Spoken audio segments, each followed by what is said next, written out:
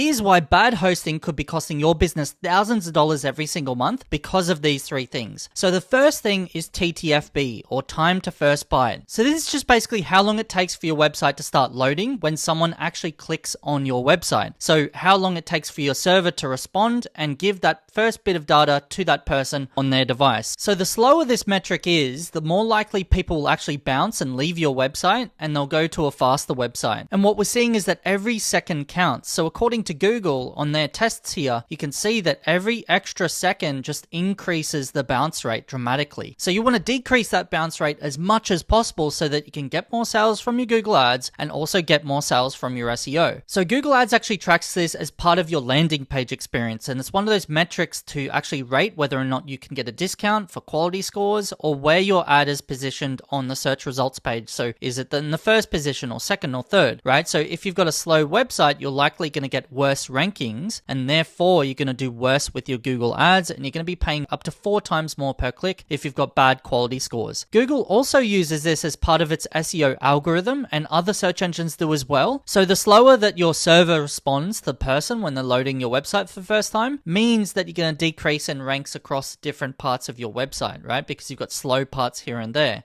So a good number to aim for is around 200 milliseconds, and you can see this on GT Metrics or other tools where you can open up a report, just scan your website and see what the actual score is here. You'll be able to see it around here. So if it's under 1 second, that's cool. You know, you usually get around 400 ms to 1 second. If it's anything above 1 second, you're likely going to have to look at your server. Okay, so we're going to go through how to fix your TTFB. So one of the first ways to fix your TTFB is to pick a reliable hosting provider. So none of those cheap ones that cost you $2 a month and you get what you pay for, and you share a server with 100 other websites and it's slow as hell and it's not good enough. You need to actually choose a premium hosting provider like Cloudways, for example, is what I use, and I'll refer to that a few times in this video, because you can actually choose where your servers are located. And the closer your server is to your audience, the faster it loads for them, which means the TTFB decreases, which is great. That's what you need. So inside of Cloudways, you can actually choose where your server is located. So if you choose something like DigitalOcean,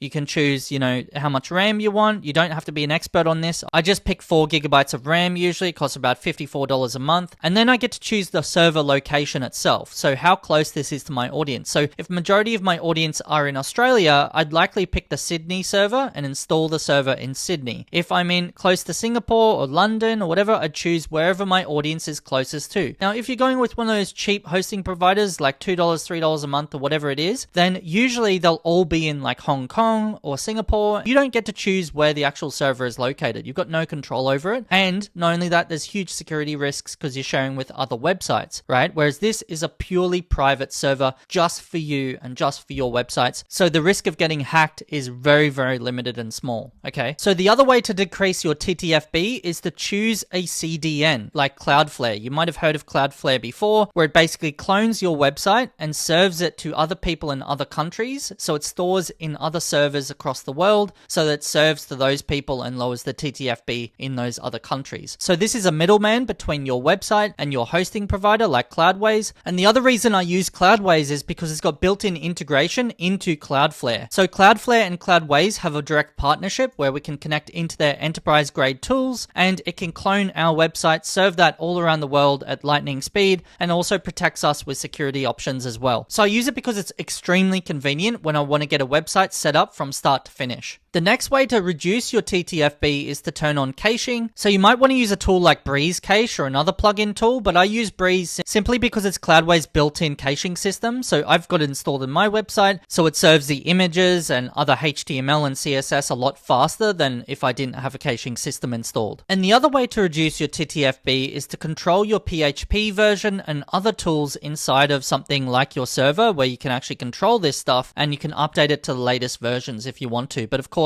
you need to just double check your plugins to make sure they can actually handle the latest up-to-date versions. But these can reduce your TTFB because every optimization is normally a good thing that you want to keep ahead of, okay? So we've just gone through TTFB, or time to first byte, and we'll go over to the next one, which is 5xx errors or server failures, right? And you might have come across these already. And they're basically when something goes wrong on your website and you see one of these errors, and it happens because maybe you updated a plugin, or there's been a huge amount of traffic coming to your website in one go, or the server freezes up because you didn't have enough RAM, or you didn't have a CDN installed like Cloudflare, right? So when this happens, people find your ad, they click on it, or they find you on the search engine results page, they click on your organic listing, and instead of seeing your website, they come across this big error here and they just bounce because they think it's been hacked or they think something's wrong with it or it's an old website. And the thing is, a lot of websites that have this issue can lose tens of thousands of dollars a month because that's what their retainer fees are or what they sell, and that's just lost customers, right? So you can imagine the nightmares when websites go down, especially e-commerce, when the average turnaround for an e-commerce might be $10,000 an hour or $5,000 an hour. That's just money down the drain because your website couldn't handle the server load, or you went with a bad hosting provider or something like that. And Google actually penalizes you by either pausing your ads or giving you a bad landing page relevance. So I've linked to a blog post below where Google actually verifies this, that they actually turn off the ad itself if it's going to a 5xx page. So you want to make sure you're fixing all of that. And it affects your SEO for obvious reasons, because Googlebot, which is the bot that crawls your page for SEO purposes, can't actually crawl your pages because it's a 5xx error. It's not available. And you can actually see these errors inside your Google Search Console account. If you go over to your pages area, you can see the 5xx errors and what they are and click into them and find out a bit more. So how do you prevent or fix these 5xx errors? So you need to, again, pick reliable hosting where you can dedicate enough resources to one particular server. You're not on a shared server, which a lot of those budget-friendly hosting providers have. You can instead create a staging site every time you update a plugin so that you're safely testing it. So you can easily go into Cloudways here on your WordPress website, go to staging management and set up a staging area where basically it clones your website as is, and then you make all the changes on that website on a staging domain. And then when you're ready to push the changes live, you click one button and it goes to your live website after you've stress tested it a bit. So that's a safe way of doing it. Another way is to turn on your Breeze caching and your object caching tool like Redis to take load off your server so that you're not getting so many server requests coming through, and instead you're handling it in a way that's optimized for your website. Now that won't take off everything, that won't take off the entire load, because you still need something like Cloudflare to actually take a bit of the load for you, especially when you're getting DDoS attacks or hackers sending 1,000 computers or 1,000,000 computers to your website and crashing it. Cloudflare tries to prevent that and helps you out on that end. You can also increase the RAM or memory on your server. So if you go into Cloudways, for example, you can actually change the server RAM. So we go into servers here, click on this one, and then you go into the settings and packages, and you can change the memory limits. So if you're finding you're constantly getting 5xx errors, you can change this memory limit up to 512 megabytes or 1024 megabytes, and then you can start to see that you're getting less and less of those errors because your server can handle a higher memory limit when you upload big photos or big videos or whatever it may be. And the final thing is to set up daily backups, right? So a lot of hosting providers don't actually have this, surprisingly, or they charge you extra for this service. And this is why I picked Cloudways, because it's got it built in. So if I go to this application, I can see that it backs up every single day across my entire server. So if I have 10 websites on the same server that I control, they're all my websites, then I might want a backup frequency of one day and have a backup retention of a week or 4 weeks or whatever that may be. So that at least if I wake up one morning, which I've done in the past before, and then I find my website's crashed for no reason at all, then can go into the actual application settings. I go into the website here, I go into backup and restore, and I simply restore to a point when I remember that the website was working. So I might use Wayback Machine, and then I'd type in my website in the Wayback Machine and see when it was last captured and last working. Now this isn't the perfect solution to that, because sometimes it won't capture your website when it was last working, but it's one of those options anyway. Now we'll move over to the final thing, which is LCP, or Largest Contentful Paint, right? So you might notice that before we talked about TTFB, which is time to first byte, and that was when the server could actually deliver certain data to the actual user loading your website, right? Then you've got the LCP, which is like the hero image, okay? So it's how long it takes for the main part of your page, like the hero image or the main headline at the very top, to appear on someone's screen. How long does that take? And you can see a breakdown in seconds here from GT Metrics. So the slower this is, the more likely people actually leave without seeing what your page is about, because it's one of those scary things that if your website doesn't load,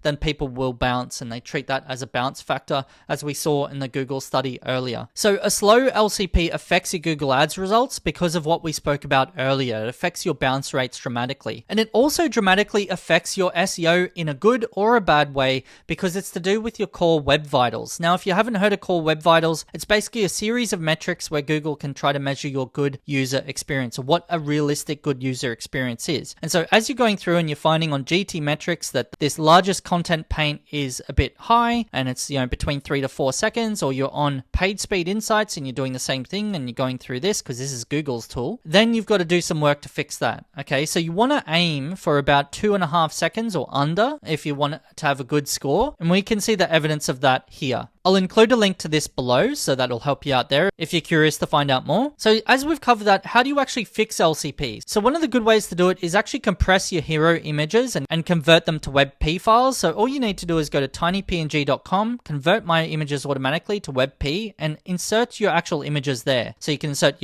any image really, just your JPEG or PNGs, and you're good to go, okay? So there are other free tools out there though. If you're finding you're going way over the limits here, then you can use something like Squoosh and do one image at a time. So it's squoosh.app, and it's a free tool where you can drag and drop images and it can highly compress and convert them into WebP files as well, totally for free. So how else can you reduce your LCP? So you can choose super fast hosting, again, like Cloudways, and connect it to Cloudflare, which are these two here. You can install the Breeze cache, and then you can preload some of the assets like your image files and your fonts using that Breeze cache. So if we go in here, you can preload some of this stuff, especially with the fonts and the links and things like that, and that should help reduce the LCP for you. So I hope that was helpful. I've left all of the resources and the studies and the links below, including a link to Cloudways, because we've partnered with Cloudways in this video to explain a bit more on how the software actually works and how you can improve your hosting for your Google Ads and your SEO. So I hope that was helpful. See you in the next video.